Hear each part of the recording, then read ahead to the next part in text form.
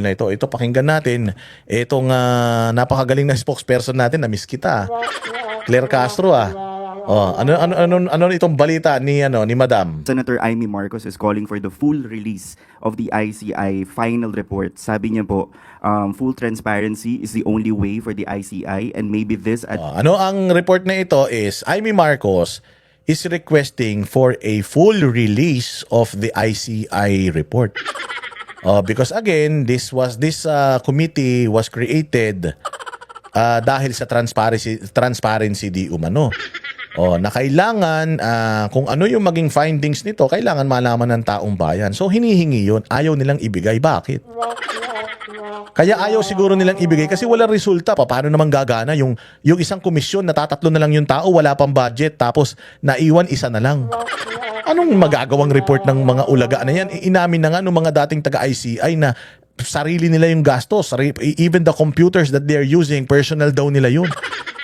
So ibinuo tong ICI na to dahil wala talaga tong plano, wala talaga tong masusolusyonan, wala talaga itong magagawa. At pinapatunayan nila yon by means of itinatago nila yung resulta ng investigasyon ng ICI. So hinihingi natin, asan po yung resulta ng ICI? Dapat maipakita yan sa atin. In the first place, kayo gumawa niyan eh.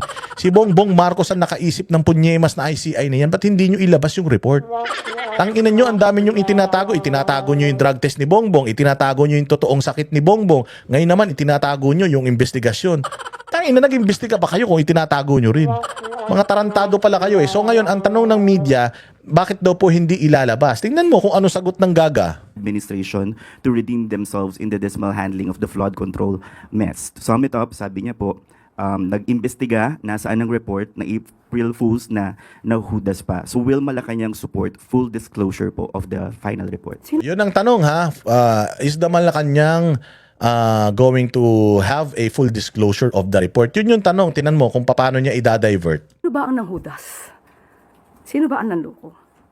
Sana po, kung ang isang tao ay talagang laban sa korupsyon, sana consistent sa pagbatikos dito at pagpuna, hindi lamang sa panahon ni Pangulong Marcos Jr., kundi nakaraang administrasyon. Ang ina, bakit na naman nakaraang administrasyon? Yung ICI ba, ginawa nung nakaraang administrasyon, pukin ang ina mong babae ka?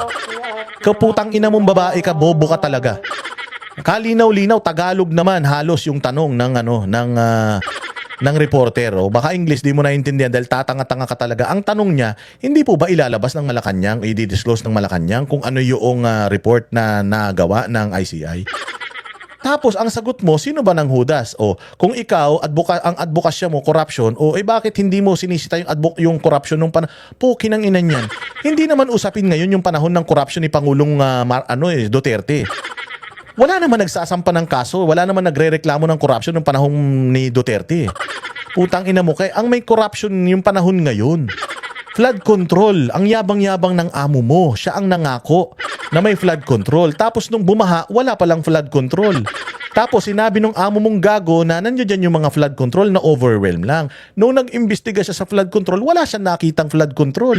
Tapos lahat ng mga flood control na yan galing pa doon sa mga kontraktor na putyang ina, kasama niya pa sa ticket niya, alyansa. Pinatakbo sa Pasig yung mga diskaya, tao niya yan eh. Tapos yung mga diskaya na yan din ang nakakuha ng mga kontrata dyan sa probinsya ng anak mo. Dyan sa probinsya ninyo sa Ilocos Norte, putang ina ninyo. Walang kaso ng korupsyon ng panahon ni Pangulong Duterte. Bakit ba binabalik nyo kay Pangulong Duterte? Kung meron, magsampa na kayo ng kaso sa gobyerno ni Pangulong Duterte noon. Pero ang issue ngayon, ang inirereklamo ng tao ngayon, yung maanumalyang budget ng 2025 na pinirmahan ni Bongbong. So bakit mo sinisita si Amy sa hindi pagrereklamo noon? Kasi nga wala namang problema noon. May build project noon, may pandemic pa. Buhay naman tayong lahat, nakapagbigay pa ng ayuda. Hindi naman 7 trillion ang budget nung panahon ni Pangulong Duterte. Magkano lang naman ang budget nung panahon ni Pangulong Duterte? 4 trillion lang, 3 trillion. May pandemic. Pa ngayon panahon ni Bongbong Marcos, 4 na taon na wala pang nagagawa si Bongbong Marcos. So ibig sabihin magnanakaw yan si Bongbong Marcos. At saka sino ba ang nag-imbestiga? Kayo, ICI, sino ba gumawa? Kayo. Ang tanong ng reporter, yung ICI, ilalabas ba yung report? Tapos ang sagot mo, imbestigahan yung kaso nung pangnanakaw nung panahon ni Duterte. Wala nga kaso, paano iimbestigahan? Wala nga nagsasampa ng korupsyon nung panahon ni Pangulong Duterte. Bakit pag Bakit yun na naman ang sagot? Putangin nanto talaga aso eh. Boba talaga eh. Wala talagang alam eh. Babalik natin sa kanila yan, ang ghost projects as early as 2020. Hindi nga yun ang tanong. Ang tanong nga, madam, hindi ba ilalabas ng ICI yung report nila? Bakit kailangan ibalik mo sa nakaraang administrasyon? Hindi naman nakaraang administrasyon gumawa ng ICI, putang ina mo, boba. Alam mo ba kung ano yung tanong? Uulitin natin ang tanong, hindi po ba kayo maglalabas ng report sa ICI? Tapos ang sagot mo, 2020 pa yung corruption? Pukin ang ina mo. Kung 2020 pa yung corruption, magpa-imbestiga na kayo ng mga corruption ng 2020. Pero dapat ilabas ninyo, i-disclose ninyo kung ano yung report ng ICI. Kayo naman gumawa ng mga puki ng ina nyo. Gumastos pa kayo ng ilang milyon para dyan sa ICI na yan. Pucha, hinihingi lang yung report, ayaw nyo ilabas. Ang ina ninyo, alam nyo kasi wala naman talagang nagawang report yung hayop na yan. Gumastos pa tayo dyan. Hindi naman talaga nag-iimbestiga mga ulul na yan. At mag-iisip ng ganito taong bayan hanggat hindi nyo kayang sagutin, asan na yung report. Hinihingi ni Libiste yung report, hindi do binigay sa kanya. Yun ang tanong eh, Claire Castro, bobo ka eh, abogada ka pero hindi ka marunong makaintindi ng simpleng tanong. Hindi nyo ba ilalabas yung ICI report? Simple lang naman sagot, hindi po. Bakit? Kasi confidential yun, malalaman ng mga sangkot doon, makakapaghanda sila. Maganda, bulagaan na lang. Di ba? Pwede naman ganun eh. Pero bakit kailangan titira ka sa administrasyon? Nung nakaraan, eh, hindi naman yun ang usapan. Ang usapan ngayon, magnanakaw si Bongbong Marcos. Alam ng taong bayan, magnanakaw si Bongbong Marcos. Ang trust rating ni Bongbong Marcos, -9. Ang trust rating ni Pangulong Duterte, nung umalis siya ng Malacanang, 87, positive. Tangina ka, may tiwala ang taong bayan kay Pangulong Duterte nung umalis siya. Hanggang ngayon, may tiwala taong bayan sa kanya, tapos sa kanya mo isisisi yung issue ngayon, sa kanya mo isisisi. Wala namatay nung flood nung sa baha nung kay Pangulong Duterte. Ngayon panahon ni Bongbong Marcos may namatay sa bahay, isisisi mo na naman kay Duterte yung hudas ka. Tanginan to talaga, bobo eh. Walang nangyaring malawak ang pag-iimbestiga. Ang tanong natin, Walang malawak ang pag-iimbestiga nun kasi wala namang iimbestigahan. Walang reklamo tao nun eh. Ang nagre-reklamo nun bukod tangi, yung mga human rights advocate doon sa war on drugs, yun lang. Walang issue sa corruption nun. Nagtayo nga siya eh ng commission eh, di ba? Yung PACC, Presidential Anti-Corruption Commission ni Belhica. Ang dami nilang kinasuhan. Tangina, ikaw, inabolish nyo nga yan. Pag upo ni Bongbong Marcos, inabolish niya kagad yan. Tarantado ka ba? Ibig sabihin, magnanakaw talaga yan. Inabolish niya eh. ingay ba sila? Hindi ba ang Pangulong Marcos lamang? 2025 ang siyang nag-utos na imbestigahan. Oh, nag-utos ng imbestigahan ni Bongbong. Ang tinatanong nga ng tao, asan na yung resulta ng investigasyon?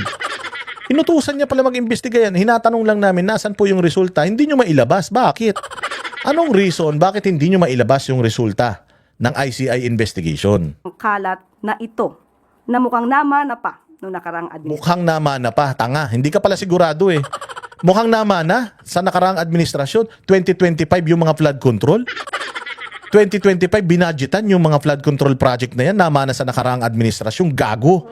2022. Siguro kung may mga nalunod sa baha noong 2022, ayan. Pwede mong isisi sa nakaraang administrasyon yung mga nalunod sa baha ngayon 2025 eh. Tapos yung budget galing sa pirmadong budget ng 2025 eh. Paano mo isisisi sa mga Duterte yan? Okay nang inan to. Gago. Alam mo, Claire Castro, hindi ako mapapagod sa pagmumura sa yung puki ng ina mo ka dahil ikaw ang pinuno ng fake news sa Pilipinas. Tapos ang sasabihin mo, ang tingin mo sa mga basher mo, ipis. Gago, mas masahol ka pa sa ipis.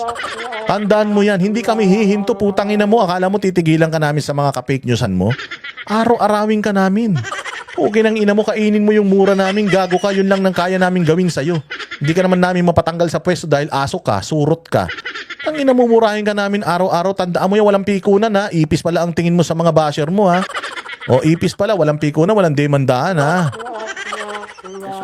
At tandaan natin, sinasabi po sa Executive Order na 94 na ang ICI ay dapat na magbigay ng kanilang accomplishment report.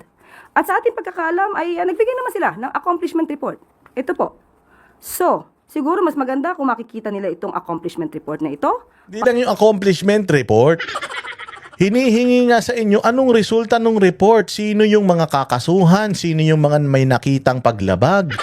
Sino yung mga ine-expect ng taong bayan na makikita sa mga susunod na panahon behind bars? Yun yung excited kami. Hindi kami excited sa mga numero na yan.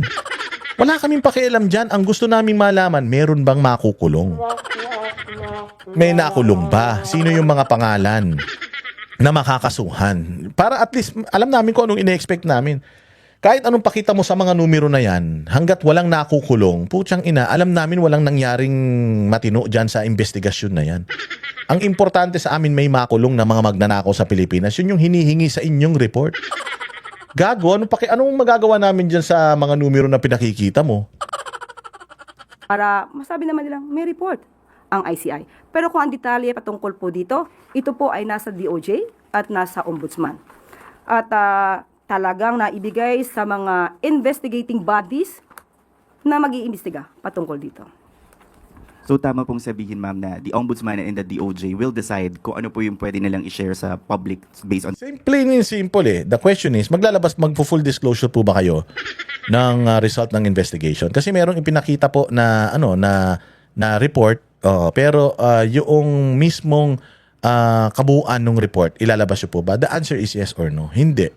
Hindi natin ilalabas kasi para surprise. Binigay na natin yan sa Ombudsman and DOJ. I believe kung kailangan, kung if the DOJ or the Ombudsman thinks na pwedeng ilabas, then sila na yung tanungin ninyo. Ang ICI kasi ibinigay na nila yung report sa mga ahensya na yan. So tanungin nyo na sila. Sila na yung magsasabi whether wala bang paglabag sa batas o hindi ba lalabag sa batas pag inilabas itong mga information na to. Oo. Kung ang tanong is yung ICI ba maglalabas ng full disclosure ng kanilang report, naglabas na po sila, hindi nga lang po sa media, sa DOJ at saka sa Ombudsman. Now, it's up to the Ombudsman and DOJ kung yung nilalaman ba ng report ng ICI ibibigay ba nila sa inyo. It's up to them. Wala na yan sa control namin. Pwede naman ganun yung sagot eh. Pero yung sasagot ka ng paikot-ikot, paligoy-ligoy, tapos you will take a jab, sasabihin mo, i-discredit mo yung nakaraang administrasyon na wala namang karikla-reklamo tungkol sa korupsyon. Yung nakaraang administrasyon na ang taas-taas ng tiwala ng taong bayan, you will take a jab doon sa administrasyon na parang bang walang ginagawang kasalanan yung amo mong adik, di umano? Ina nyo, kayo na tong puro palpak, kayo na tong tumutulo yung sipon sa mga speech, kayo na tong pati teacher, pinagluto ng tuni-tuniladang pansit, tapos kayo yung matino. Kapal ng mga mukha nyo. the final report of the ICI. Opo, depende na po sa kanila yan. So, respeto po sa kanila, dahil sa kanila po yun. But, President, Yun lang naman yung sagot eh. Dahil mo pang paligoy-ligoy, lumalabas ng propagandista ka, talagang hayop ka eh. Marcos will order po ba? Hindi po. Unang-una po, ang ombudsman po ay independent body. Follow-up question mula kay Ivan. Ang DOJ, ibibigay po natin sa authority, no? I'm not saying na ibibigay ng authority, pero nasa sa discretion na po 'yan ng DOJ kung ano ang kanilang ibibigay na report na ibinigay. Yan yung sagot, tanga. Pinahaba-haba mo pa, sinayang mo pa yung kuryente. Ang ina ka. Kung ako ang spokesperson ng ng Malacanang, napakadali namang sagutin ng tanong nila, lalo na kung nagsasabi ka ng totoo eh. Oh, mahirap talaga sumagot kapag di ka nagsasabi ng totoo.